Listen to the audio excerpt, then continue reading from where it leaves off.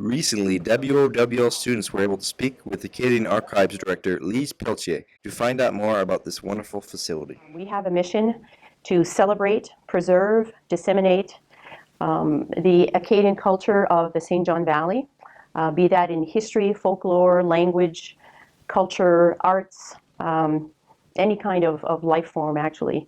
And we go beyond, that is, we preserve it. We have special preservation rooms where documents of all types, either videos, film, photographs, documents like manuscripts or papers, and books are conserved. And we have methods to prevent them from being damaged further by age, heat, water, and oxygen, for example, so that they can be placed in anybody's hands for research purposes. We are open year-round. We are open from Monday to Fridays. And we offer a history of the St. John Valley to anybody who welcomes it when they come visit. If they don't know anything about it, they are often curious about the word Acadia, or they're also even more curious about how Acadians got to Maine. We have a number of exhibits. We have a gallery room. We have display windows. We offer genealogy, resources, and research, and these are all free of charge. We have a specialized library. We have primary sources, which we'll talk about later, but that really are different from what you would find in a regular library, because they are documents that were created by the people actually living the events. There is nothing that came before them. The lakes, the forests, the forest industry, anything you can think of since the first settlement in the Madawaska, St. David, St. Basile area of 1785 actually, and before. We also do a great number of community events that include UMFK faculty and students. We invite scholars to present, scholars who've written about Acadian history or who've written about, the last person we had, for example, was an expert of the KKK in Maine. And he came to campus and gave a great presentation.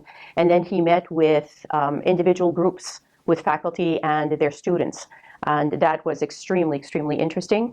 Then one of the next scholars we're going to invite is Michael Hillard, who recently produced an audio documentary about the Fraser paper mill strike of 1971. And he interviewed people. So those interviews are first-hand account of events that happened in 1971.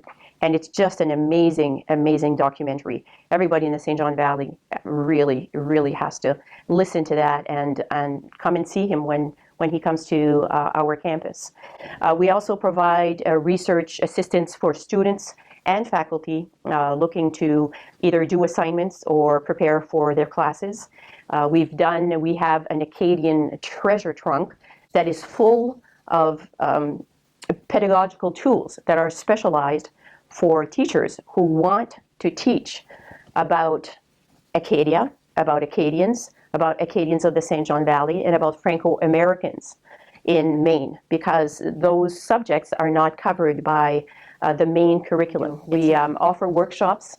We've offered workshops on natural healing, on medicines, herbs, bark, roots, everything that you can find in nature that can be used for medicinal purposes.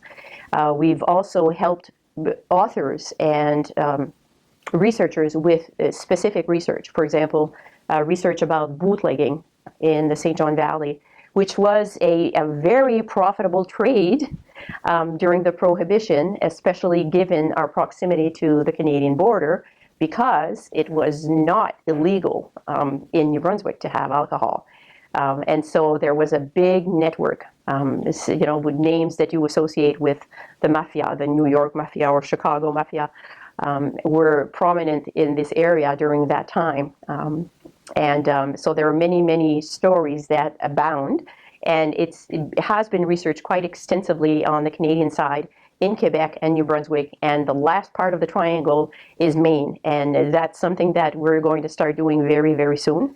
Right now, in our gallery and throughout our first floor, we have an exhibit of ancient maps. They're from the collection, the private collection of Father Jacques Lapointe, who's been collecting maps for over 20 years. The maps range in age from 1522 to about 1870. And they are truly amazing to study. Just reading them gives us a lot of information about where the perception of Europeans about the New World, for example, and where the First Nations were in what is now the United States and in Canada.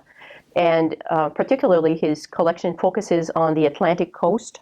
So that area, which means Maine as well, is very developed, is very dominant in the collection. So of course it's extremely interesting for anybody from this area to come and see it. And some are just works of art. They're just beautiful to look at. Some are larger and others are smaller, but they're all unique and they all have something to contribute.